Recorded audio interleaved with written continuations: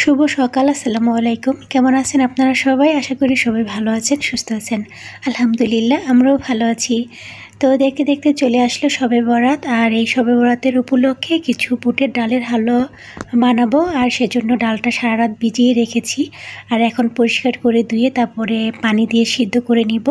সারা রাত ভিজিয়ে রাখার কারণে কিন্তু ডালগুলো খুব সুন্দর ফুলেছে।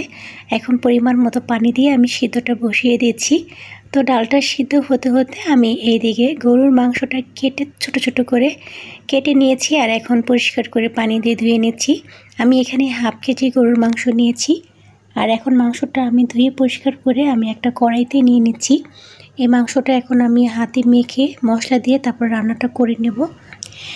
তো সবগুলো মাংস পরিষ্কার করে ধুয়ে নিয়েছি, আর আমি শিল পাটায় আদা রসুন পেঁয়াজ বেটে নিব। তো মশলাটা বাটা হয়ে গিয়েছে, আর এখন আমি মাংসের উপরে সবগুলো মশলা দিয়ে দেব। সব মশলা দিয়ে আর কি হাতে মেখে আর রান্নাটা করে নেব। আমি টমেটো পেঁয়াজ কুচিও দিয়েছি, আর সাথে জিরা গুঁড়া ধনে গুঁড়া গরম মশলার গুঁড়া আস্তও দিয়েছি, গুঁড়াটাও দিয়েছি। শুধু হলুদ বাদে আর কি সব কিছু দিয়েছি। আর তেলের ভিতরে আমি সর্ষের তেলটা ব্যবহার করেছি। এখন সবগুলো মশলা দেওয়া আমার কমপ্লিট হয়ে গিয়েছে, আর আমি এখন হাতে ভালো করে এটাকে মেখে নিব, তারপর আর কি বসিয়ে দেব। তো সব সময় আমি হলুদ মরিচ দিয়ে আর কি মাংসটা রান্না করি। তো আজ আমি একটু সাদা রান্না করব, শুধু হলুদটা ব্যবহার করব না। তো এই তো মাংসটা মাখানো হয়ে গিয়েছে, আর এখন আমি দিয়ে দিচ্ছি 3 টেবিল চামচের মতো গুঁড়া দুধ আর লবণ দিয়েছি। দিয়ে এখন আবারও নেড়ে ছেড়ে আমি ঢাকনা দিয়ে ঢেকে মাংসটা আর কি ভালো মতো একটু কষিয়ে নিব। মাংসর ভিতরে আমি আর কোনো পানি দিব না, এই পানিতেই মাংসটা কষিয়ে নিব। আর এইদিকে আমার বুটের ডাল সিদ্ধ হয়ে গিয়েছে, আমি এখন শিল পাটায় বেটে নিচ্ছি। এটা চাইলে কিন্তু ব্লেন্ডার করা যেত, তবে ব্লেন্ডার করলে একটু পানি ব্যবহার করা লাগবে, সেজন্য আমি পাটায় ব্যবহার করেছি। পাটায় বেটে নিলে একটু শুকনো হয়। আর এখন আমি ঘি দিয়েছি, সাথে অল্প একটু তেল দিয়েছি, গরম মশলা দিয়ে ভালো করে ভেজে নিয়েছি। এখন ডালটা দিয়ে আমি ঘিয়ের ভিতরে ডালটা ভালো করে ভেজে নিব। আর ডালটা যদি ঘিয়ের ভিতরে ভালো মতো ভাজা হয় তাহলে কিন্তু ডালের যে একটা কাঁচা স্মেল আছে সেটা কিন্তু আর পাওয়া যায় না, আর ডালের বরফিটা খেতে খুব ভালো লাগে। তো ডালটা ভাজা হতে থাকুক, আর এইদিকে আমি মাংসটা ভালো করে কষিয়ে নিয়েছি। এখন মাংসের ভিতরে আমি দুধ আর পানি একটু দিয়ে তারপরে মাংসটা সিদ্ধ করে নিব। তো মাংস হতে থাকুক, আর এইদিকে ডালটা ভাজা হয়ে গিয়েছে। এখন আমি পরিমাণ মতো চিনি দিয়ে দিচ্ছি। তো চিনিটা দেওয়ার পরে কিন্তু ডালের ভিতরে একটু পানি ছেড়ে দিবে, চিনি গলে কিন্তু পানি পানি হয়ে যাবে। তো এখন ভালো করে মিশিয়ে কিছুক্ষণ নেড়ে নিয়েছি, আর এখন দিয়ে দিচ্ছি আর কি নামানোর কিছুক্ষণ আগে আর কি দিয়ে দিচ্ছি 3 টেবিল চামচ গুঁড়া দুধ, আর দিয়ে দিচ্ছি ঘি।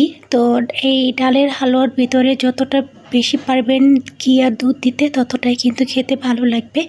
যখন প্যানের গা থেকে এটা উঠে আসবে তখনই কিন্তু নামিয়ে নিতে হবে। আমি এটা নামিয়ে তারপরে একটু ছড়িয়ে নিচ্ছি, তারপরে বরফি আকারের কেটে আমি এই তো একটা বাটিতে তুলে নিচ্ছি। হয়ে গেল আমার বুটের ডালের হালুয়া। এটা খেতে কিন্তু ভীষণ মজার হয়, খুব ভালো লাগে, ট্রাই করবেন বাসায় আপনারা। আমি এখানে কিছু পোলাও রান্না করেছি অল্প করে, আর সেই পোলাওতে আমি একটু গাজর কুচি দিয়ে দিলাম উপরে ছিটিয়ে।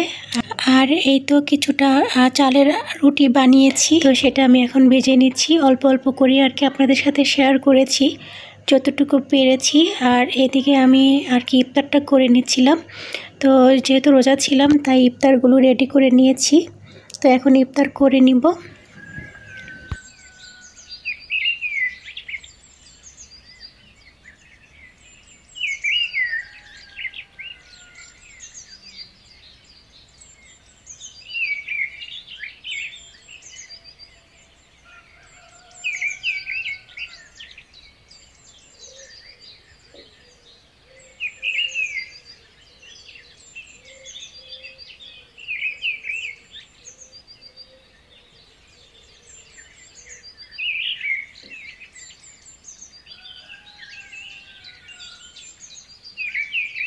তো মুড়ি মাখাটা খাওয়ার পরে আমি নামাজ পড়েছি, নামাজ শেষ করলাম। এখন বাজে 12টা। তো এখন কিছু খাবার খেয়ে নিচ্ছি, খিদা পেয়েছিল।